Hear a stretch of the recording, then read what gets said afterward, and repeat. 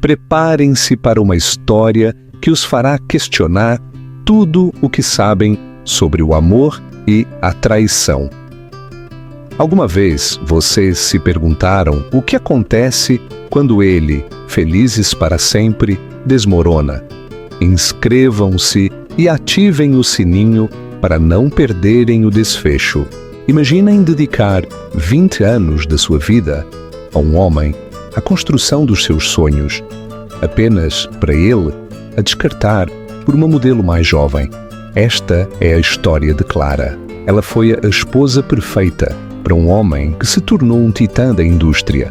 Mas um dia ele decidiu que ela já não fazia parte do seu império. Ele a deixou com um acordo e o coração despedaçado. Mas o que ela não esperava era a sua resiliência.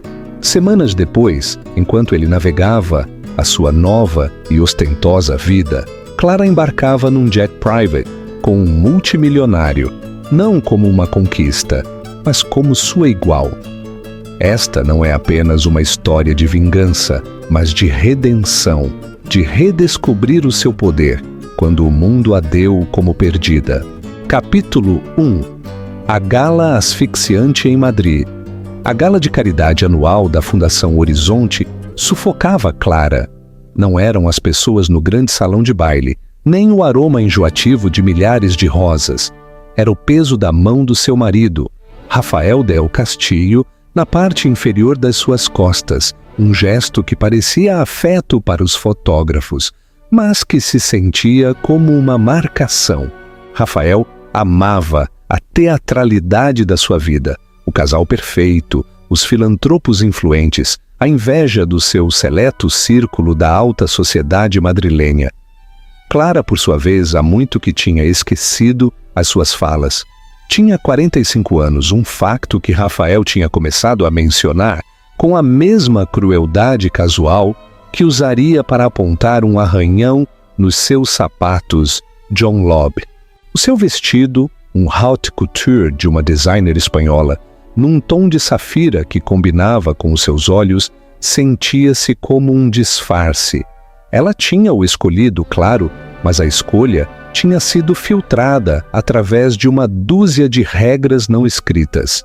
Era elegante, mas não chamativo. Favorável, mas não provocador. Digno de ser a senhora do castelo. Querida, murmurou Rafael, a sua voz um zumbido suave contra a sua orelha. Os Sinclair estão a acenar. Vamos cumprimentá-los? O sorriso dele nunca chegava aos olhos, já quase nunca o fazia. Os seus olhos, antes do castanho quente, da terra fértil, agora pareciam pedras polidas, duras e impenetráveis. Estavam constantemente a escanear a sala, a avaliar, a calcular, sempre à procura da próxima aquisição, da próxima vantagem. Clara tinha a sensação perturbadora de que ela também estava a ser avaliada e considerada deficiente. Durante 20 anos ela tinha sido a arquiteta da sua ascensão. Quando se conheceram, ele era um analista ambicioso com uma mente brilhante e um fato gasto.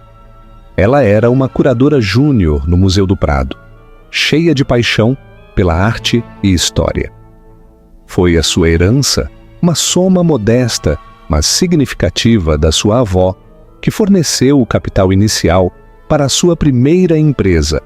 Ela tinha gerido a sua casa, a sua agenda social, a sua vida, com o mesmo cuidado meticuloso que outrora dedicara a catalogar a cerâmica renascentista. Ela criou o cenário perfeito para a sua ambição, um mundo sereno e elegante, onde ele podia recarregar energias e traçar estratégias. Ela organizava os jantares, encantava os investidores e lembrava-se dos nomes e das alergias dos filhos deles. Ela era a sócia silenciosa, o andaime invisível que permitiu que o seu império tocasse o céu. Agora o seu império era uma empresa de logística global, a Del Castillo Worldwide, um nome sinônimo de eficiência impiedosa. e Rafael tinha se tornado um homem que mal reconhecia. A risada fácil que outrora partilhavam tinha sido substituída por uma impaciência brusca. As noites que passavam a sonhar com vinho barato tinham se transformado em jantares silenciosos, onde o tilintar dos talheres era a única conversa. Rafael, uma palavra, disse um homem com um sorriso predatório e o aspecto elegante de um gestor de hedge fund, dando uma palmada no ombro de Rafael. A mão de Rafael caiu das suas costas. Claro, Roberto. Clara, querida, já sabes o que fazer. Socializa. Ele afastou-se sem olhar para trás, engolido por um mar de smokings pretos. Socializa. Clara ficou congelada, uma estátua num mar de movimento. Observou-o, a forma como dominava o espaço à sua volta, a confiança na sua postura. Estava no seu elemento. Ela sentia-se como um fantasma a rondar os limites da sua própria vida. Viu as mulheres mais jovens na sala, mulheres de 20 e poucos e 30 e poucos anos, com corpos esculpidos por personal trainers e rostos intactos pelo tempo ou preocupação. Olhavam para Rafael com um brilho faminto e ganancioso nos olhos. Eram a nova colheita de aquisições potenciais. E pela primeira vez, um pavor frio, agudo e específico atravessou a dor surda da sua solidão. Se estivesses no lugar de Clara, o que farias? Lutarias pelo teu casamento ou procurarias a tua própria felicidade? Deixa-nos a tua opinião nos comentários. Dirigiu-se ao bar, o seu sorriso uma máscara cuidadosamente construída. Uma taça de champanhe, por favor. Enquanto o empregado servia, uma mulher aproximou-se dela. Era Marga Reyes, uma colega da junta de caridade, cujo marido a tinha trocado pela sua instrutora de yoga há 2 anos. Os olhos espertos e compreensivos de Marga observaram o exterior impecável de Clara. Ele está no modo de caça esta noite, disse Marga em voz baixa. Não era uma pergunta. A máscara de Clara não se moveu. Não estou a falar desse tipo de caça, querida. Marga tomou um gole do seu gin tônico. Viu com Siena Aguilar mais cedo, aquela que faz relações públicas para metade das startups da cidade. Ela tem 28 anos e parece que foi montada num laboratório com o único propósito de fazer com que o resto de nós se sinta obsoleta. O coração de Clara deu um salto doloroso. Siena Aguilar. Conhecia o nome. Rafael mencionara-a, elogiando as suas estratégias agressivas e visionárias. Ela era tudo o que Clara não era. Jovem, faminta e totalmente current. Rafael respeita o trabalho dela, disse Clara, as palavras com sabor a cinzas. Marga olhou-a com uma mistura de pena e exasperação. Clara, acorda! Homens como o Rafael não respeitam o trabalho de mulheres como essa. Veem uma mercadoria, um brinquedo novo e brilhante. Só te digo, cuidado com as costas. O resto da noite passou num borrão de sorrisos forçados e conversas sem sentido. Clara interpretou o seu papel, a esposa elegante e gentil. Mas as palavras de Marga tinham sido uma pedra atirada às águas calmas e estagnadas da sua negação. Cada vez que via Rafael do outro lado da sala, ele parecia rir um pouco mais alto. A sua mão demorava-se um pouco mais no braço de uma mulher. Estava a atuar, mas esta atuação não era para o seu benefício partilhado. Era para ele. Capítulo 2. A queda do castelo. Naquela noite, no silêncio estéril do seu penthouse com vista para o Parque do Retiro, a farsa desmoronou-se finalmente. O espaço, decorado em tons de cinza e cromo, sentia-se tão frio e impessoal como o lobby de um hotel. Era o gosto de Rafael, não o dela. O seu amor por madeiras quentes, têxteis ricos e a bela e imperfeita pátina das antiguidades tinha sido descartado como desordenado e antiquado. Ele estava a tirar os brincos de diamantes quando entrou no quarto, a afrouxar a gravata. "Bom evento!" disse, o seu tom cortante. "Recolhemos mais de 2 milhões. Isso é maravilhoso", respondeu ela, a voz oca. Ele olhou-a então, realmente olhou-a, e a sua expressão foi de profunda e cansada desilusão. "Pareces cansada, Clara? Foi uma noite longa." "Não, não é só esta noite, é o tempo todo. Há uma tristeza em ti, é exaustivo." A acusação pairou no ar, uma peça de crueldade espantosa. Ele era a fonte da sua tristeza, o arquiteto da sua solidão, e, no entanto, estava a culpá-la por isso. Era o equivalente emocional de um truque contabilístico, transferindo uma dívida dos seus próprios livros para os dela. "Não estou triste, Rafael", disse ela, a voz a tremer ligeiramente. Não sei o que sou. Essa é a questão", disse ele a levantar-se e a começar a desabotoar a camisa. "Já não sabes o que és. Abandonaste-te, não fisicamente, mas em espírito. O fogo foi-se."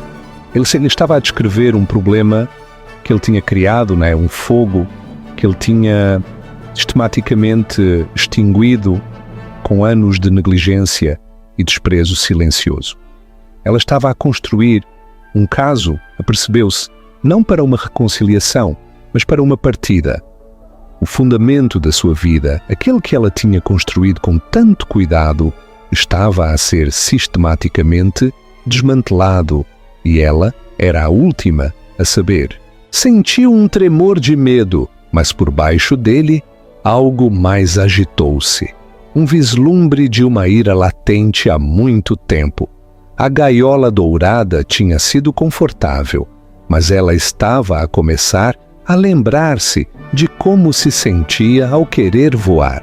O fim não veio com um estrondo, mas com o clique silencioso e deliberado do fecho de uma mala. Era uma manhã de terça-feira, 2 semanas após a gala. O dia era enganadoramente comum.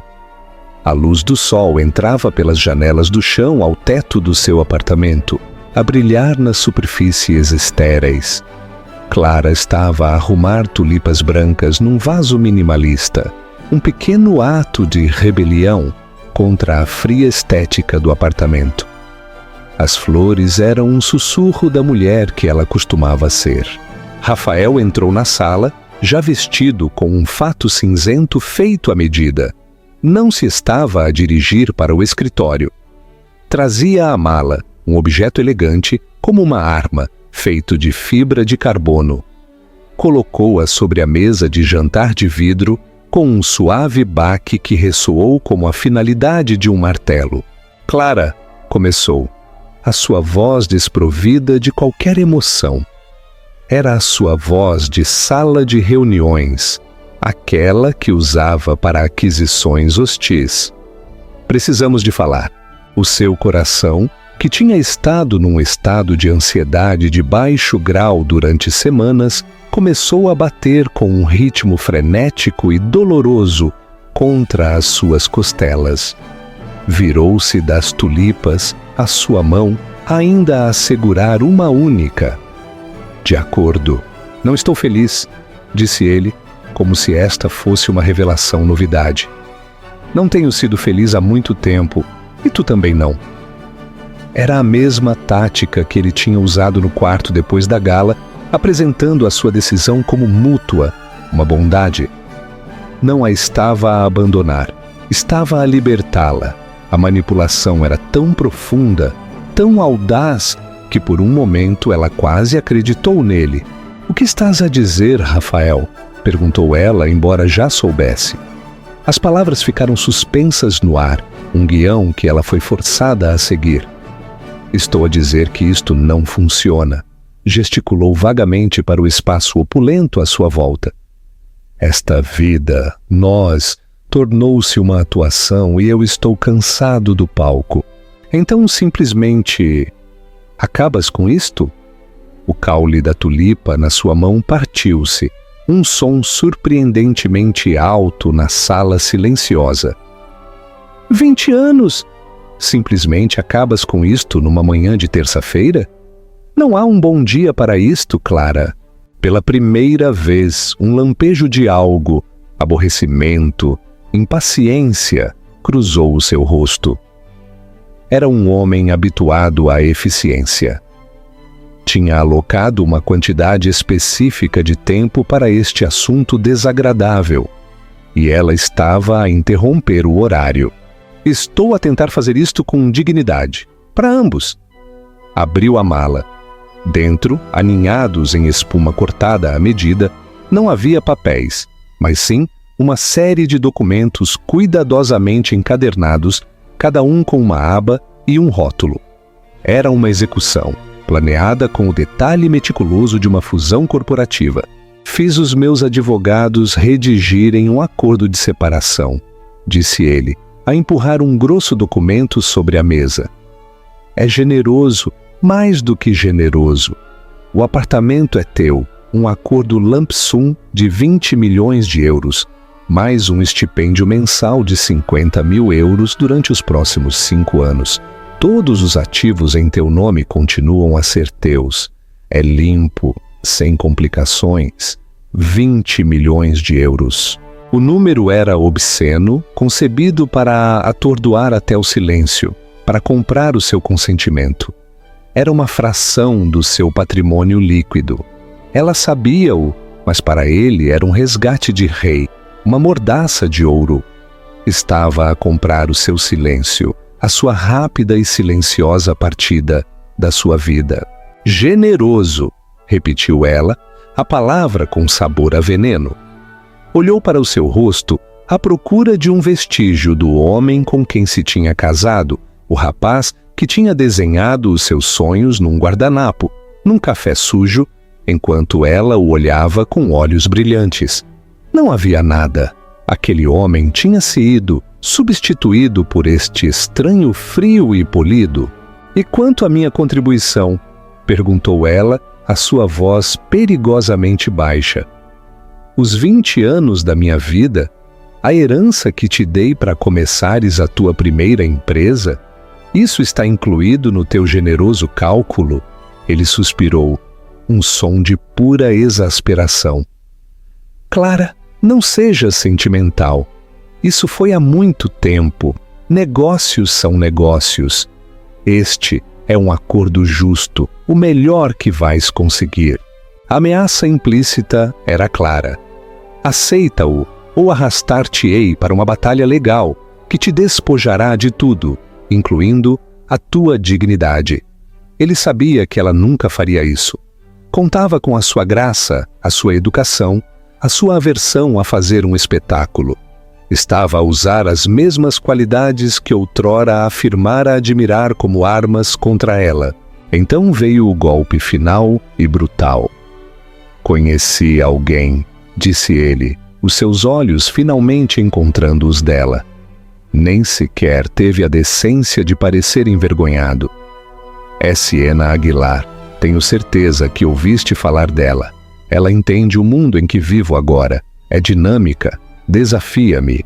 Tem 28 anos, pensou Clara. As palavras um grito silencioso na sua mente. É um modelo novo e brilhante, e eu sou a velha que está a ser trocada. A traição era tão profunda, tão clichê, que era quase risível. Não só a tinha deixado, tinha-a substituído por uma versão mais jovem e elegante da ambição que outrora fora o seu sonho partilhado. A dor era uma coisa física, uma agonia em brasa que começou no seu peito e se espalhou pelos seus membros, deixando-a fria e dormente. Sentiu o sangue a esvair-se do seu rosto. Afundou-se numa das cadeiras de jantar ridiculamente caras e desconfortáveis, o documento legal como uma lápide sobre a mesa à sua frente. Quero que estejas fora do apartamento até o final da semana. Continuou a sua voz agora enérgica, uma vez que a parte desagradável tinha terminado. Vou ficar no Hotel Ritz. Siena e eu vamos viajar um pouco. É melhor se fizermos uma ruptura limpa. Não estava só a deixá-la, estava a apagá-la. Queria-a fora, fora da vista, para poder instalar a sua nova vida no espaço que ela ocupara. A pura e espantosa arrogância disso finalmente quebrou a sua comoção. Uma risada escapou dos seus lábios, um som seco e áspero. Queres que eu vá? Perguntou ela, fechando a pasta. Do meu home? É o melhor, disse ele, a endireitar a sua gravata. O acordo está feito. Olhou para o relógio. Já se estava a mexer. Caminhou para a porta. Então parou, a mão no puxador. Olhou-a de novo, um pequeno, quase imperceptível, franzir de sobrolho no seu rosto, como se estivesse desapontado com a sua reação. Tinha esperado lágrimas, talvez, ou um silêncio digno. Aquele som cru e quebrado da sua risada era um cabo solto e desordenado. Assina os papéis, Clara, disse ele, a sua voz a suavizar-se numa paródia de preocupação. Não tornes isto mais difícil do que tem de ser. É hora de seguir em frente. E então ele foi-se embora. A porta fechou-se com um clique silencioso e caro, selando a sepultura do seu casamento. Clara sentou-se sozinha na sala banhada pelo sol, as tulipas brancas a murchar. O contrato de 20 milhões de euros sobre a mesa, como uma certidão de óbito. Tinha 45 anos e sua vida tinha acabado de ser declarada obsoleta. Vocês acham que os 20 anos que Clara investiu em Rafael podem ser compensados com dinheiro? Deem um like se esta parte vos fez refletir. Capítulo 3. A arqueologia de si mesma. O silêncio que ele deixou para trás era absoluto. Os primeiros dias foram um borrão de entorpecimento incrédulo. O apartamento, outrora um símbolo do seu sucesso, tornou-se um mausoléu. Cada objeto era um artefacto de uma vida que já não era dela. A arte nas paredes, escolhida por um comitê e aprovada por Rafael, parecia alheia. Os livros nas estantes, na sua maioria, tomos por ler sobre negócios e economia, troçavam dela. Vagava pelos quartos silenciosos e cavernosos como um fantasma, a tocar nas frias bancadas de mármore, no couro macio dos sofás, o seu reflexo um estranho pálido e brilhante no cromo polido. Não chorou. A comoção era uma barragem que continha uma inundação de dor, e ela temia o que aconteceria se ela se partisse. Em vez disso, uma ira fria e metódica começou a instalar-se. Rafael tinha lhe dado um prazo para o final da semana. Era uma afirmação final do seu poder, um último toque de faca. Ele esperava que ela se desmoronasse, que o seu assessor embalasse as suas coisas, que ela desaparecesse em silêncio. Ao terceiro dia, acordou com uma nova e ferrenha determinação. Se ele a queria fora, ela sairia, mas não seria apagada. Realizaria uma escavação arqueológica da sua própria vida, e ela decidiria que artefactos valiam a pena salvar. Começou no fundo do seu closet, um vasto espaço com clima controlado que cheirava a cedro e a dinheiro. Passou pelas suas filas de fatos e sapatos idênticos e dirigiu-se às caixas na prateleira superior. Dentro de uma delas, encontrou-os, velhos álbuns de fotos, do tipo com páginas pegajosas e película de plástico. A primeira foto era dela e de Rafael na sua lua de mel, numa pequena cidade banhada pelo sol em Toscana. Ele tinha 29 anos, o cabelo mais comprido, um sorriso parvo e apaixonado no rosto. Ela tinha 25, os seus olhos cheios de uma esperança tão feroz que lhe doía olhar para ela agora. Sentou-se no chão, com o álbum estendido à sua volta, e pela primeira vez as lágrimas vieram. Não eram os soluços selvagens e histéricos que ela tinha temido, mas uma lenta e silenciosa cascata de dor pela mulher das fotografias. Aquela mulher tinha acreditado no amor, na sociedade, no para sempre. Tinha derramado toda a sua inteligência, a sua paixão, a sua própria alma neste homem. E ele tinha levado tudo isso. E depois tinha-o declarado sem valor. A dor era uma coisa física, a pressionar o seu peito, a dificultar a respiração. Chorou não só pelo fim do seu casamento, mas pela perda da sua própria identidade. Durante 2 décadas tinha sido a senhora Rafael del Castillo, o seu próprio nome, Clara Velasco, sentia-se alheio na sua língua. Quem era ela sem ele? A pergunta era um abismo aterrador. Não tinha uma carreira para onde regressar. Tinha renunciado às suas ambições curatoriais para apoiar as dele. Os seus amigos eram os seus amigos, casais que orbitavam no universo de Rafael. Continuariam leais a ela ou trocá-la-iam, como o seu marido, por uma conexão mais valiosa? O desequilíbrio de poder na sua relação tornou-se subitamente claro, brutalmente claro. Ele tinha uma corporação, uma nova vida, um futuro.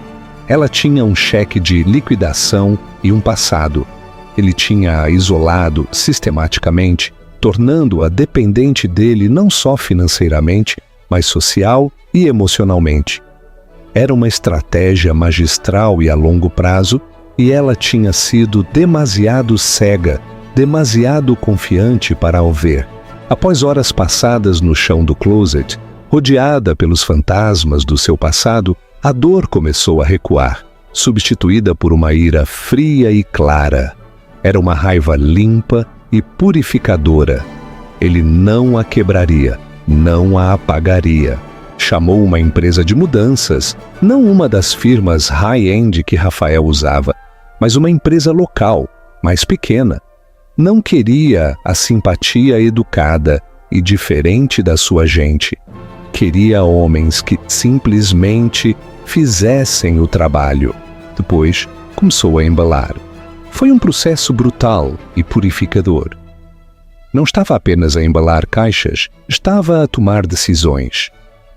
O vestido haute couture da gala deixou-o pendurado no closet, um fantasma de safira, para que Siena o encontrasse. Os móveis caros e minimalistas que Rafael tinha escolhido, disse aos empregados que os deixassem. A arte podia ficar. Embalou os álbuns de fotos gastos dos seus romances. Embalou os livros de bolso gastos dos seus romances que tinha escondido na sua mesa de cabeceira como contrabando. Embalou uma caixa das suas velhas notas de pesquisa do seu tempo no Museu do Prado. A sua letra, um lembrete de uma mulher que tinha as suas próprias paixões, o seu próprio intelecto. Cada objeto que escolhia era uma migalha de pão que a levava de volta a si mesma, a Clara Velasco. A sua advogada, uma mulher afiada e sensata, chamada Andrea Klein, aconselhou-a a assinar os papéis. É uma ruptura limpa, Clara, disse-lhe por telefone. Lutar contra ele não lhe dará mais do que uma montanha de honorários advocatícios e humilhação pública. Ele vai pintá-la como uma ex-esposa zangada e gananciosa. Aceite o dinheiro e construa uma nova vida. É a melhor vingança. Clara sabia que ela tinha razão. Rafael tinha se isolado perfeitamente. Por isso, com uma mão que apenas tremeu ligeiramente, assinou o documento que a separava legalmente da vida que tinha construído. Já não era a senhora do castelo. No dia em que os empregados chegaram, o apartamento era uma desordem caótica de caixas e papel de embalar. Era uma imagem apropriada para o estado da sua vida. Enquanto os homens trabalhavam, ela fez uma última paragem. Foi ao seu joalheiro. Retirou o anel de noivado que Rafael lhe tinha dado um diamante enorme e impecável, que outrora fora o seu orgulho e alegria. Agora sentia-se como um grilhão. Também retirou o medalhão de ouro simples que a sua avó lhe tinha deixado. Foi a uma joalharia de boa reputação e marcou uma consulta para aquela tarde. Ao cair da noite, o apartamento estava vazio de tudo o que era verdadeiramente seu. Os empregados tinham se ido. Ficou de pé no espaço sem alma e silencioso, com a sua mala na mão, pronta para partir pela última vez. O seu telefone vibrou. Era uma mensagem de texto de uma velha amiga, uma das antes da era Rafael, que tinha sabido a notícia. Lamento muito, Clara. Se precisares de alguma coisa, um lugar para ficar, um ombro para chorar, estou aqui. Outro zumbido. Era um alerta de notícias de uma publicação financeira. O título dizia: Rafael del Castillo vende penthouse com prejuízo em meio a rumores de problemas financeiros. O artigo detalhava como o seu gasto imprudente, juntamente com alguns maus investimentos e a dispendiosa separação de Siena, tinha provocado um grande moça na sua fortuna. Estava a encolher, a vender os seus brinquedos, o seu império a encolher. Leu o título e não sentiu nada, nem pena, nem satisfação, nem sequer um lampejo de interesse. O seu destino já não estava ligado ao dele. Era apenas uma notícia sobre um estranho. Saiu pela porta e não olhou para trás. A arqueologia estava completa. Era hora de começar a restauração. Vocês acham que a traição de Rafael foi o catalisador para a liberdade de Clara? Ou foi apenas uma desculpa para ela finalmente ir embora? Comentem a vossa opinião e não se esqueçam de dar like ao vídeo. Capítulo 4. A libertação. O amanhecer de Clara. Durante o primeiro mês, Clara viveu num estado de animação suspensa. Ficou numa suíte no Hotel Palace, um hotel que era a antítese da sua antiga casa. Era quente, íntimo e profundamente tradicional, com tecidos tintes, lareiras a lenha e um charme tranquilo do velho mundo. Era um lugar para se esconder, para lamber as suas feridas numa privacidade luxuosa. Passava os dias numa névoa de dor e vagueação sem rumo. Caminhava durante horas no Parque del Retiro, o rosto escondido atrás de óculos de sol oversize, a observar famílias, amantes, todo o desfile da conexão humana, sentindo-se completamente desligada de tudo. Visitou o Museu do Prado, os seus antigos domínios, mas descobriu que não conseguia desfrutar da arte.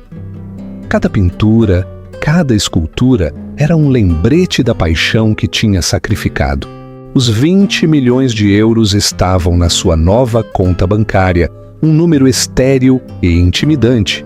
Era a sua liberdade, a sua segurança, mas também se sentia como dinheiro de sangue, o preço do seu silêncio.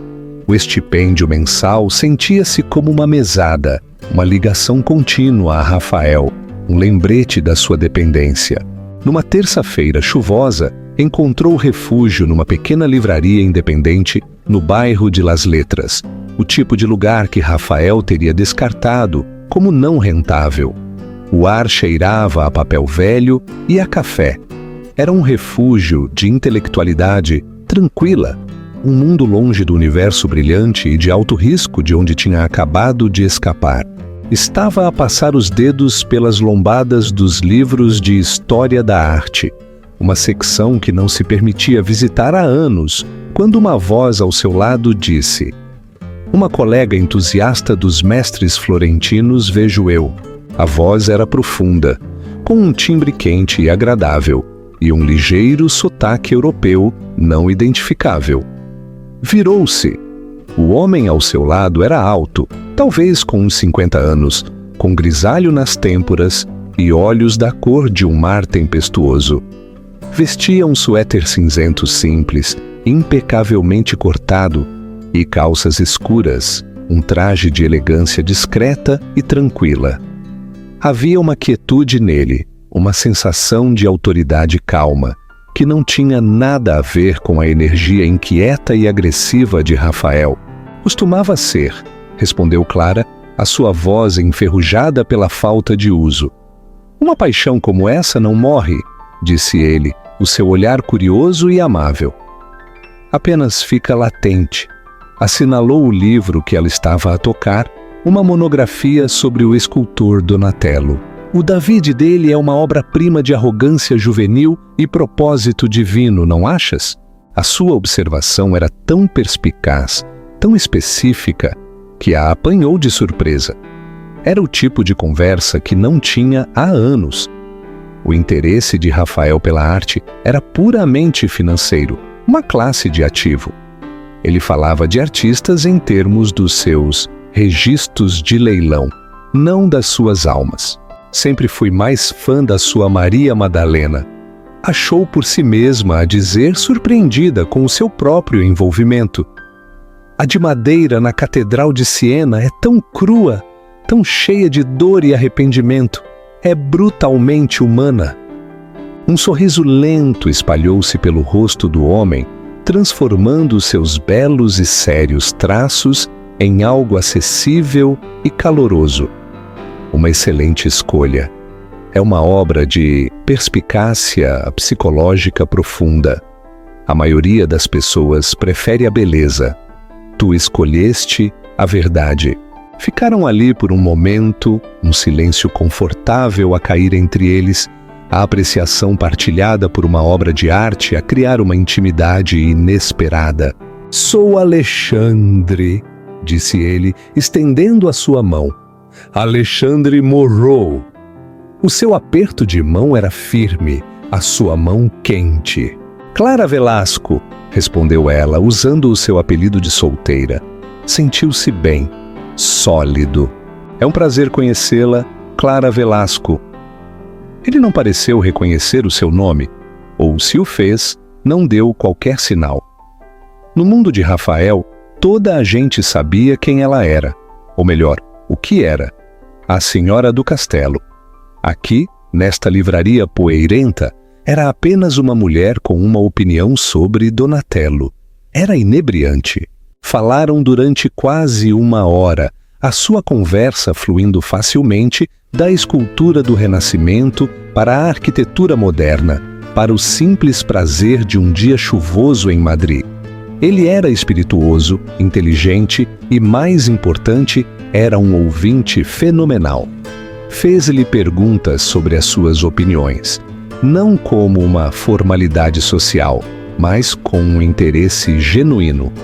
Olhava-a quando ela falava, o seu olhar focado e atento. Sentiu-se vista, realmente vista, pela primeira vez em muito tempo. Soube que estava na cidade a negócios, embora fosse vago sobre os detalhes. Falou de viver em Londres, mas de viajar frequentemente. Havia um ar de mistério sobre ele, mas não era o mistério secreto e reservado de Rafael. Era a confiança calma de um homem que não precisava de anunciar a sua própria importância. Receio que tenha uma reunião a que ir, disse finalmente, com um olhar de genuíno arrependimento nos olhos. Mas não posso deixar de sentir que a nossa conversa está inacabada. O coração de Clara deu um bater de asas nervoso. Tinha esquecido o que se sentia, esta faísca de conexão com uma nova pessoa. O cortejo de Rafael tinha sido uma campanha estratégica. Isto parecia humano. Talvez, continuou ele, o seu tom casual, mas os seus olhos intensos. Me permitiria continuá-la durante o jantar de amanhã à noite? O convite foi tão direto, tão refrescantemente desprovido de jogos, que a sobressaltou. Eu gostaria, disse ela, um sorriso genuíno a chegar aos seus olhos pela primeira vez em semanas. Ele devolveu-lhe o sorriso, um enrugar de linhas finas que apareciam nos cantos dos seus olhos. Excelente! Que tal às 7 em ponto? Há um restaurante italiano tranquilo perto, o Il Pastaio. Conhece? Ela sim. Era conhecido pela sua comida autêntica e sem pretensões, o tipo de lugar onde Rafael nunca iria. Sim, é encantador. Perfeito! Tirou um cartão de visita simples e elegante. Tinha apenas o seu nome, um número de telefone e um endereço de e-mail. Sem nome de empresa, sem título. Caso os seus planos mudassem, deu-lhe um pequeno e quase cortês aceno de cabeça. E então ele foi-se embora, deixando o aroma, a chuva e a colônia cara para trás. Clara ficou por um momento, os seus dedos a traçar as letras em relevo do seu nome no cartão. Alexandre Moreau comprou o livro sobre Donatello. Enquanto caminhava de volta para o seu hotel, a chuva tinha parado e um raio de sol abria caminho por entre as nuvens. A cidade, que se tinha sentido tão cinzenta e hostil, de repente parecia cheia de possibilidades. Pela primeira vez em muito tempo, sentiu um vislumbre de algo que não era dor nem raiva, mas sim uma esperança tentativa e frágil. Tinha um encontro para jantar. Era algo pequeno, um único passo, mas era um passo para fora do passado e para o desconhecido. E pela primeira vez em muito tempo, o desconhecido não parecia assustador. Parecia uma aventura. Vocês acham que o encontro com Alexandre foi coincidência ou destino? Inscrevam-se e partilhem os vossos pensamentos nos comentários. Capítulo 5. O contraste de vidas. O contraste entre Rafael e Alexandre era um estudo de dois tipos diferentes de poder. O poder de Rafael era ruidoso, ostensivo e exigia validação. Estava nos logotipos do seu jet private, nos headlines atrevidos que procurava, na forma como entrava numa sala como se fosse sua propriedade. O poder de Alexandre era uma gravidade calma. Estava na forma como o maître do Il Pastaio o cumprimentava, não com um servilismo bajulador, mas com um calor e respeito genuínos, levando-os para a melhor e mais isolada mesa do local. Estava na forma como falava com uma calma que não precisava de ornamentos. O jantar foi uma revelação para Clara. Tinha passado 2 décadas a calibrar a sua conversa aos humores e interesses de Rafael, editando-se cuidadosamente para ser a caixa de ressonância perfeita para suas ambições. Com Alexandre, encontrou-se a falar, realmente a falar, sobre coisas em que não pensava há anos. A sua paixão pela pesquisa de procedência. O seu sonho de visitar o Hermitage, em São Petersburgo. A sua teoria controversa sobre uma pintura mal atribuída num museu italiano menor. Alexandre ouviu com uma intensidade que era simultaneamente lisonjeira e intrigante. Não só ouvia as suas palavras, como se envolvia com as suas ideias. Essa é uma hipótese fascinante, disse ele, o queixo apoiado na mão, os seus olhos tempestuosos iluminados pelo interesse. Escreveu sobre isso? Não, admitiu ela, um rubor de vergonha a subir pelo seu pescoço. Era apenas uma teoria que ela estava a desenvolver. Antes de casar, é uma pena deixar que boas ideias se desperdicem, disse ele simplesmente, sem um rasto de julgamento. Mas as palavras caíram com a força de um manifesto silencioso. É uma pena deixar a sua vida desperdiçar-se. Falou da sua própria vida em traços amplos e intrigantes. Estava em capital privado, um termo que podia significar qualquer coisa, mas falava disso não em termos de aquisições hostis e margens de lucro, mas em termos de encontrar e nutrir o potencial. Gosto de encontrar ativos subvalorizados, explicou. Empresas com boas fundações que foram mal geridas ou ignoradas e ajudá-las a tornar-se o que sempre deveriam ter sido. O paralelismo não escapou a Clara. Sentia-se como um ativo subvalorizado, uma empresa com bons alicerces, que tinha sido brutalmente mal gerida.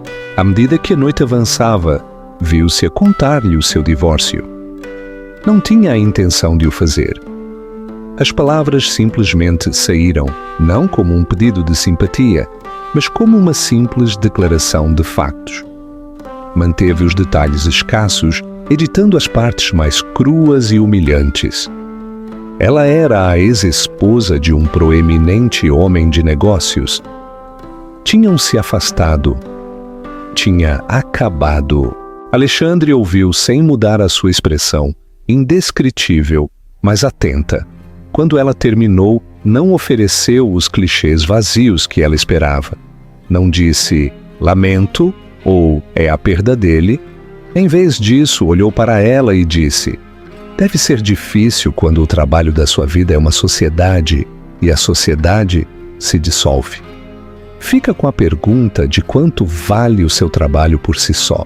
A perspicácia era tão precisa, tão profundamente empática. Tirou-lhe o fôlego. Ele entendeu que a sua dor não era apenas pela perda de um marido, mas pela invalidação do seu trabalho de vida. Ele viu-a não como uma esposa despeitada, mas como uma profissional que tinha sido vítima de uma aquisição hostil.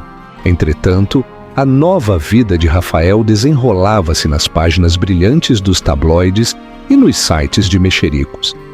Ele e Siena eram um turbilhão de consumo ostensivo. Foram fotografados num iate em St. Barth, Siena num biquíni minúsculo, Rafael com um aspecto bronzeado e viril. Estavam na inauguração de um novo clube em Miami, num festival de cinema em Cannes. Ele estava a comprar-lhe presentes extravagantes, um raro diamante rosa, um Ferrari de edição limitada, uma cobertura numa nova e sem alma torre de vidro. Estava a gastar dinheiro, a única moeda que realmente entendia, para provar a sua felicidade. Mas nas fotos, Clara viu algo que não tinha notado antes, um lampejo de desespero nos seus olhos. Os seus sorrisos eram demasiado amplos, o seu aperto no braço de Siena demasiado forte. Não estava a viver uma nova vida, estava a interpretar uma, e a atuação parecia exaustiva. Siena, por sua vez, parecia triunfante. Era o acessório definitivo, a prova viva da sua relevância e poder contínuos. A relação de Clara com Alexandre desenvolveu-se a um ritmo diferente, medido numa moeda diferente. A conversa, as experiências partilhadas, o respeito mútuo foram a museus, a dark concertos de música de câmara e a pequenos restaurantes familiares nos bairros de Madrid. Ele estava a reintroduzi-la na cidade em que vivia, mas que nunca tinha conhecido de verdade. E, mais importante, estava a reintroduzi-la a si mesma. Uma tarde ele levou-a a uma galeria privada no bairro de Salamanca. A dona, uma mulher elegante com um corte de cabelo severo e intimidante, cumprimentou Alexandre com um beijo nas duas faces. Alexandre, querido, faz tempo. Levou-os a uma sala de visualização privada. Na parede havia uma única e deslumbrante pintura, uma paisagem que era simultaneamente abstrata e profundamente emocional. É uma aquisição recente, disse ele a Clara. Queria a tua opinião antes de finalizar a compra. Clara ficou sem palavras. Não estava apenas a pedir a sua opinião como num encontro casual, estava a consultá-la como uma perita. Aproximou-se da pintura. Os seus velhos instintos ativaram-se. Estudou as pinceladas, o uso da cor, a composição. Falou durante 10 minutos, a sua voz confiante e segura, dissecando a técnica do artista e a intenção emocional. Quando terminou, Alexandre e a dona da galeria olhavam-na com expressões de profunda admiração. Bem, disse a dona, a levantar uma sobrancelha para Alexandre, é melhor do que metade dos consultores que tenho na minha folha de pagamentos. Onde a encontraste? Tenho uma proposta para ti. Tenho uma coleção de arte bastante vasta e, francamente, é uma confusão. Está mal catalogada e suspeito que algumas das atribuições são otimistas. Preciso de alguém com bom olho e paixão pela verdade para organizar. É um projeto enorme, exigiria viajar a Londres, a Genebra, a minha casa na Toscana. Não era um encontro, não era esmola, era uma oferta de trabalho, um trabalho sério, exigente e importante. Era uma tábua de salvação, uma oportunidade para recuperar a parte de si mesma que tinha acreditado perdida, para sempre. Não estou a pedir um favor, disse ele, os seus olhos sérios. Vou pagar-lhe a sua taxa de mercado, claro, preciso do melhor. Acho que essa és tu. As lágrimas brotaram dos seus olhos, mas pela primeira vez em muito tempo, não eram lágrimas de dor. Eram lágrimas de gratidão, de um alívio avassalador e profundo. Ele estava a oferecer-lhe uma nova moeda, uma baseada não num cheque de liquidação do seu ex-marido, mas no seu próprio talento, no seu próprio valor. Sim, disse ela, a sua voz rouca de emoção. Sim, Alexandre, adoraria! Capítulo 6. A penitência final. Naquela noite, regressou à suíte do seu hotel e abriu o seu laptop. Começou a pesquisar o mercado de arte, os registros de leilão e o software de catalogação. O fogo que Rafael tinha declarado extinto não tinha desaparecido, apenas tinha estado latente. E Alexandre Murrow acabara de lhe entregar um fósforo. O contraste de vidas é evidente. Vocês acham que Rafael foi realmente feliz com Siena? Ou estava apenas a tentar preencher um vazio? Comentem o que pensam. Clara mudou-se do hotel para um lindo apartamento cheio de luz, num edifício antigo, na Rua Serrano, um lugar que escolheu para si mesma, cheio de coisas que amava. Era um lar, não uma sala de exposições. Os 20 milhões de euros, que outrora se sentiram como um fardo, agora sentiam-se como uma ferramenta. Usou-os para contratar uma consultora financeira de topo, uma mulher que se especializava em ajudar mulheres divorciadas a assegurar o seu futuro. Pela primeira vez, Clara assumiu o controle das suas próprias finanças, aprendendo a linguagem dos investimentos e das carteiras, um mundo que Rafael sempre tinha mantido envolto em mistério. Mas o seu verdadeiro trabalho, a sua verdadeira salvação, era a coleção de arte de Alexandre. Era, como ele tinha dito, uma confusão magnífica. Ele tinha estado a comprar durante anos com bom olho, mas pouca disciplina. Era um tesouro de dragão, desorganizado e pouco apreciado. O projeto era perfeito para a mente meticulosa e acadêmica de Clara. Voou para Londres, onde Alexandre tinha uma impressionante casa em Belgrávia, cheia de modernistas britânicos. Passou semanas na sua vasta casa de pedra antiga, na Toscana, catalogando a sua coleção de desenhos do Renascimento. Trabalhou com uma concentração e intensidade que não sentia há anos. Não era apenas uma empregada, era uma sócia neste empreendimento. Alexandre confiava no seu julgamento implicitamente. Tinham longas conversas durante o jantar, debatendo os méritos de um artista em particular, a história de uma peça específica. A sua relação aprofundou-se, evoluindo da faísca tentadora de um novo romance para a estrutura sólida de uma verdadeira parceria. Ele não era apenas o seu amante e empregador, era o seu amigo, o seu campeão, o seu igual intelectual. Nunca a pressionou para ter mais intimidade do que estava disposta a dar. Parecia entender que ela não estava apenas a recuperar de um divórcio, mas de um trauma. Deu-lhe espaço, respeito e um apoio inabalável. O desequilíbrio de poder que tinha definido o seu casamento com Rafael era inexistente com Alexandre. O deles era uma relação de iguais, cada um a contribuir com as suas próprias forças.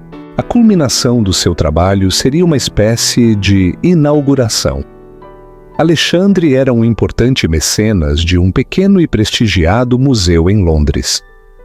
Tinha concordado em emprestar uma parte significativa da sua coleção para uma exposição especial, uma exposição que a própria Clara curaria.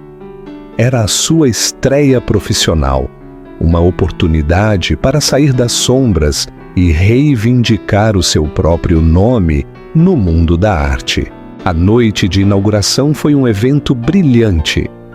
A galeria estava cheia da elite da cena artística de Londres, críticos, colecionadores e outros mecenas. Clara, vestida com um vestido preto simples, mas elegante, sentiu um tremor de nervosismo, mas era o medo estimulante de um artista a subir ao palco, não o pavor de um prisioneiro a ser levado para a forca. Alexandre ficou ao seu lado, uma presença calma e tranquilizadora. Olhou-a com uma expressão de orgulho puro e sem adulteração. "Tu fizeste isto, Clara?", murmurou. "A sua mão a encontrar a dela. Tudo isto é teu." Estava no meio de uma conversa com um crítico do jornal The Times, que elogiava as suas justaposições, audazes e revisionistas, quando o viu. Rafael estava parado perto da entrada, com um ar completamente deslocado. Estava com Siena, que usava um vestido demasiado justo, demasiado brilhante, demasiado barulhento para a elegância discreta do mundo da arte londrino. Parecia uma imitação barata numa sala cheia de originais. Os olhos de Rafael estavam fixos em Clara, e a sua expressão era de choque e total incredulidade. Obviamente tinha lido sobre a exposição. Tinha vindo. Apercebeu-se com um sobressalto de que tinha vindo para testemunhar o seu fracasso. Tinha esperado encontrá-la patética e quebrada, uma divorciada triste e solitária, a agarrar-se a um novo homem em busca de apoio.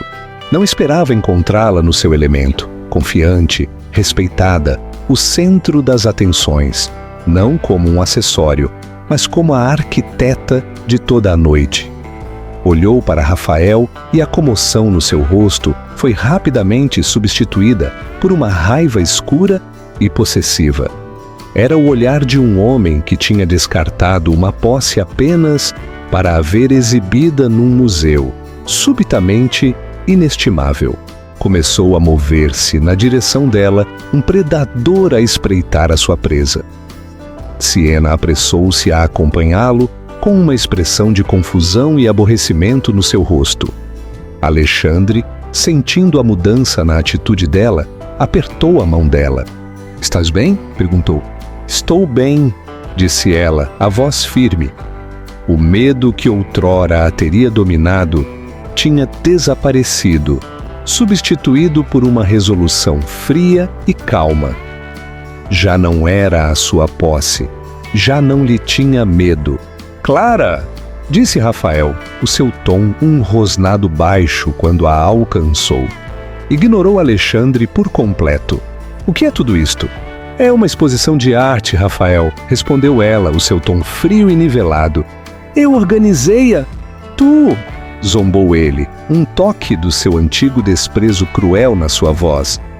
"Desde quando é que és curadora?" "Desde que decidi recuperar a minha vida", disse ela. Antes que ele pudesse responder, o crítico do The Times interrompeu. "A sua esposa fez um trabalho magistral, senhor." Olhou para Rafael com um ar de desprezo. "Meu ex-marido", corrigiu Clara gentilmente, "Rafael del Castillo." Os olhos do crítico abriram-se um pouco em reconhecimento, mas a sua expressão azedou. A reputação de Rafael pelas suas práticas comerciais cruéis era bem conhecida em Londres. Siena, sentindo-se excluída, deu um passo em frente e estendeu a mão. "Siena Aguilar", disse a voz um pouco alta demais. "Eu gerencio todas as relações públicas de Rafael. O crítico deu um aperto de mão fraco e breve e virou-se para Clara. Bem, senhorita Velasco, tem um olho notável. A justa posição do bacon com o saltine é inspiradora. Gostaria de discutir isto mais a fundo para a minha crítica. A rejeição foi absoluta. Neste mundo, um mundo de cultura, intelecto e poder calmo, o dinheiro de Rafael e a agressividade de Siena não significavam nada. O talento de Clara, o seu conhecimento, a sua paixão. Essa era a moeda que importava aqui. O rosto de Rafael era uma máscara de fúria. Tinha vindo vê-la humilhada. E em vez disso, tinha sido ele próprio humilhado. Tinha sido declarado irrelevante no seu novo mundo. Olhou de Clara, ereta e respeitada, para Alexandre, que estava ao seu lado. Um guardião silencioso e poderoso. Viu a fácil intimidade entre eles, a linguagem partilhada de iguais. E naquele momento, compreendeu o que tinha perdido. Não era apenas uma esposa. Era a base calma e estável do seu próprio sucesso, o único ativo que tinha subvalorizado e descartado, e que agora, claramente, estava fora do seu alcance. Virou-se e saiu da galeria, arrastando uma desconcertada Siena atrás dele. O encontro durou menos de 5 minutos, mas foi uma mudança sísmica. A dinâmica de poder tinha se invertido de forma irrevogável e pública. Clara viu-o ir-se embora, não com triunfo, mas com uma sensação de fecho calmo. O último grilhão tinha se partido. Ela estava livre. O retiro de Rafael da Galeria de Londres não foi o fim do assunto. Foi o início da sua obsessão. A humilhação pública, a visão de Clara não só a sobreviver, mas a prosperar, tinha acendido um fogo nele. Não era amor, nem sequer remorso. Era um coquetel tóxico de orgulho ferido, possessividade e uma compreensão incipiente e aterradora de que tinha cometido um erro de cálculo catastrófico. Tinha visto Clara não como uma sócia, mas como uma parte da sua carteira, um ativo que tinha liquidado. Agora via esse ativo a valorizar-se nas mãos de outro homem, e os seus instintos predatórios foram ativados. Queria-a de volta, não porque sentia a sua falta, mas porque não suportava a ideia de que outra pessoa a tivesse. A sua vida com Siena começava a mostrar as suas fissuras. A emoção inicial da sua juventude e ambição tinha se desgastado, substituída pela irritante realidade da sua superficialidade. As suas conversas eram um ciclo de mexericos, nomes de marcas e métricas de redes sociais. Não era uma sócia, era um acessório de alta manutenção que exigia validação constante e um fluxo interminável de dinheiro. Ele tinha pensado que estava a melhorar, mas simplesmente tinha trocado um Rolls-Royce clássico e feito à mão por um carro desportivo chamativo e alugado que estava a revelar-se incrivelmente caro de manter. Começou uma campanha para reconquistar Clara, uma campanha conduzida com a mesma estratégia impiedosa e surda que usava nos seus negócios. Começou com mensagens de texto, disparates sentimentais sobre o seu passado partilhado, esquecendo convenientemente a forma brutal como o tinha terminado. Lembro-me daquele pequeno café em Florença. Estava lá a pensar nisso hoje. Ouvi a nossa música na rádio, fez-me sorrir. Clara ignorou-os. Eram como spam, intrusivos e irrelevantes. Depois vieram os presentes. Um enorme ramo das suas peônias favoritas chegou ao seu apartamento, com uma nota. Cometi um erro. Uma primeira edição de um livro que ela sempre tinha querido. Bilhetes para a ópera. Cada presente era um movimento calculado, uma tentativa de comprar o seu caminho de volta para a sua vida. Ela doou as flores para um hospital local e deu o livro e os bilhetes ao porteiro. A sua desesperação intensificou-se. Começou a ligar, a deixar longas mensagens de voz divagantes. Alternava entre o sentimentalismo melancólico e lampejos do seu antigo eu arrogante. Sinto a tua falta, Clara. Sinto falta do que tínhamos. Seguido de: este homem com quem estás não é o certo para ti. Tu pertences ao meu lado. Construímos um império juntos. Não parecia entender que ele tinha construído um império. E ela tinha sido relegada para a entrada de serviço. A jogada final. A mais ousada. Chegou algumas semanas depois. Clara estava no seu apartamento, a trabalhar no catálogo para uma coleção de Alexandre, quando o seu intercom tocou. Era Rafael. Estava no lobby. "Deixa-o subir", disse ela, a sua voz calma. Não tinha medo, simplesmente estava cansada dele. Queria acabar com aquilo, de uma vez por todas. Quando abriu a porta, ele parecia terrível. Estava impecavelmente vestido, como sempre, mas tinha olheiras debaixo dos olhos e um olhar frenético e atormentado no seu rosto. "Clara", disse ele, a sua voz rouca com uma emoção fabricada. "Precisamos de falar." "Não há nada para falar, Rafael." "Por favor", disse ele, e pela primeira vez ouviu uma nota de desespero genuíno. Era um homem a afogar-se e estava-se a agarrar à boia que tinha largado voluntariamente. Deixou-o entrar. Ficou parado no meio da sua sala de estar, um espaço que era inteiramente seu, cheio de cores quentes, móveis confortáveis e livros. Era um mundo onde ele não pertencia. "Deixei a Siena", anunciou ele, como se esta fosse a chave mágica que desbloquearia o seu perdão. "Isso é entre tu e ela", disse Clara, impassível. "Não tem nada a ver comigo." "Tem tudo a ver contigo", insistiu ele, a sua voz a subir de volume. "Deixei-a por ti. Agora percebo como fui tolo. Ela não era nada, uma distração. Tu, Clara, és a minha vida. És o meu lar." A hipocrisia era impressionante. Estava a tentar vender-lhe a mesma fantasia que lhe tinha vendido a Siena, a ideia de que ela era a única, enquanto a anterior ainda não era uma memória distante. "Eu não sou o teu lar, Rafael", disse ela, a sua voz como gelo. "Tu destruíste esse lar. Vendeste o terreno a um novo promotor, e agora que o novo edifício resultou ser um condomínio mal construído, com um telhado a pingar, queres voltar e reclamar a propriedade original, mas a propriedade já não está à venda." O seu rosto contorceu-se numa máscara de raiva e descrença. Não estava habituado a ouvir um não, estava habituado a conseguir o que queria. "É ele", disparou. "É o Munro.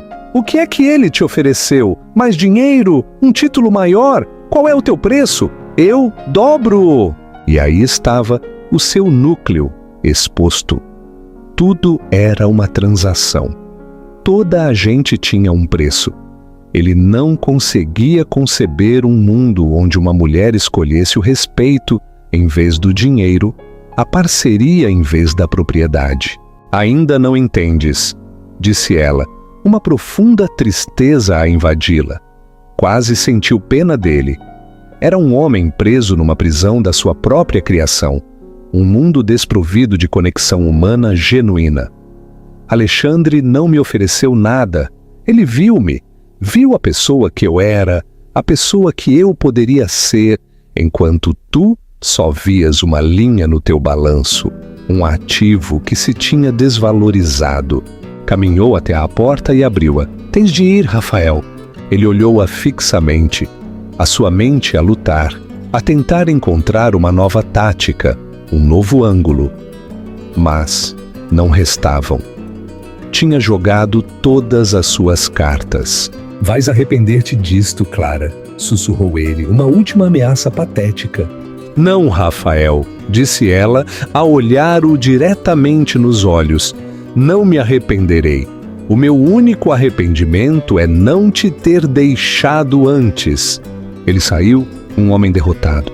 Quando a porta se fechou, Clara sentiu uma sensação de profunda paz. Tinha acabado.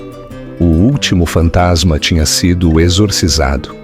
Já não era definida pela sua relação com ele, nem como sua esposa, nem como sua ex-esposa, nem sequer como o objeto do seu desespero patético e desesperado. Era simplesmente Clara Velasco, e o seu futuro era seu.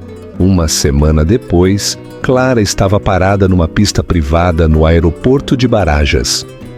O sol poente pintava o céu em tons de laranja e violeta.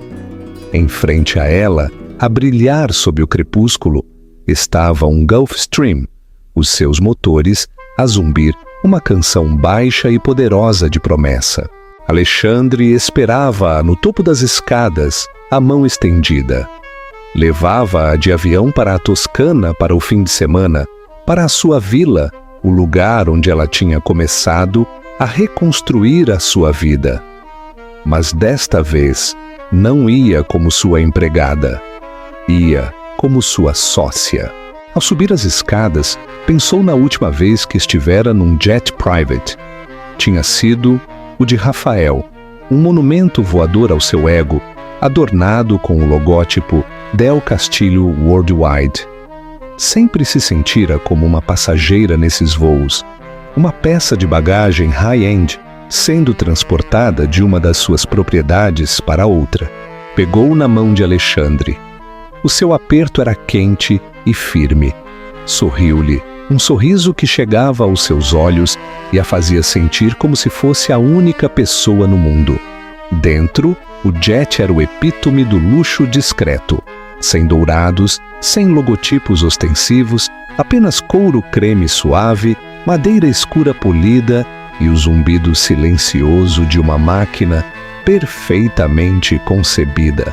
"Pronta para a nossa aventura?" perguntou ele enquanto a guiava para um assento. "Estou", disse ela, e as palavras foram mais verdadeiras do que qualquer uma que já tinha proferido. Enquanto o jet rolava pela pista, o seu telefone vibrou. Era um alerta de notícias. Rafael Del Castillo vende penthouse com prejuízo em meio a rumores de problemas financeiros. O artigo detalhava como o seu gasto imprudente, juntamente com alguns maus investimentos e a dispendiosa separação de Siena, tinha provocado um grande moça na sua fortuna. Estava a encolher, a vender os seus brinquedos, o seu império a encolher. Leu o título e não sentiu nada, nem pena, nem satisfação, nem sequer um lampejo de interesse. O seu destino já não estava ligado ao dela. Era apenas uma notícia sobre um estranho. O jet acelerou, pressionando-a contra o couro macio do seu assento. Olhou pela janela enquanto o chão se afastava, as luzes da cidade a encolherem-se para um tapete brilhante por baixo. Estava a elevar-se acima de tudo, literal e figurativamente. Alexandre serviu-lhes uma taça de champanhe a ambos. "Um brinde", disse ele, os seus olhos tempestuosos suaves à luz quente da cabina. "Há novos começos", disse ela, a brindar a sua taça contra a dele. Falaram enquanto o jet subia através das nuvens, o céu a mudar de um índigo profundo para um veludo negro salpicado de diamantes.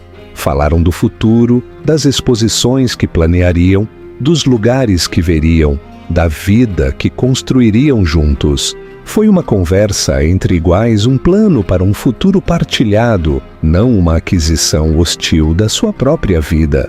Outrora acreditara que a sua vida tinha terminado, que o seu valor estava ligado a um homem que a tinha declarado sem valor. Tinha estado presa numa gaiola dourada, uma bela prisão do design de outra pessoa, mas tinha encontrado a chave. A chave não era Alexandre, nem o seu dinheiro, nem o seu estilo de vida. A chave era ela mesma, era a redescoberta da sua própria paixão, o seu próprio intelecto, a sua própria força. Alexandre não a tinha salvo, simplesmente tinha aberto uma porta e a tinha convidado a atravessá-la com os seus próprios pés. Enquanto a costa de Espanha desaparecia atrás deles e a vasta e escura extensão do Atlântico se abria à sua frente, Clara sentiu uma sensação de paz tão profunda que era quase avassaladora. Não era a mulher que tinha sido deixada por uma modelo mais jovem. Não era a mulher que tinha chorado no chão do closet do marido. Era Clara Velasco, uma curadora, uma sócia, uma amante, uma mulher que tinha enfrentado a ruína da sua vida e tinha escolhido reconstruí-la. Não a partir das cinzas, mas a partir de uma base mais forte e autêntica. Apoiou a cabeça no ombro de Alexandre, o zumbido dos motores, uma canção de embalar. Voava num jet private, não com um multimilionário que a tinha comprado, mas com um homem que a valorizava. E voava para um futuro que não era um acordo, mas uma recompensa. Um futuro que tinha sido ganho. Um futuro que era finalmente, gloriosamente seu. Epílogo. A história de Clara é um poderoso lembrete de que o nosso valor não é determinado por quem somos para outra pessoa, mas por quem somos para nós mesmos.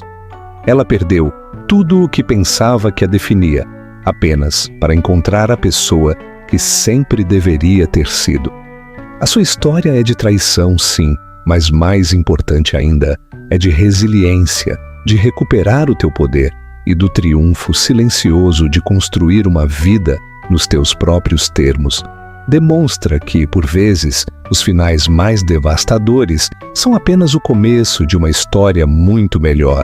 Se a história de redenção e empoderamento de Clara ressoou contigo, por favor, dá um like a este vídeo e partilha-o com alguém que possa precisar de ouvir esta mensagem. E não te esqueças de subscrever o canal para mais histórias de transformações incríveis e segundas oportunidades. Obrigada por assistir.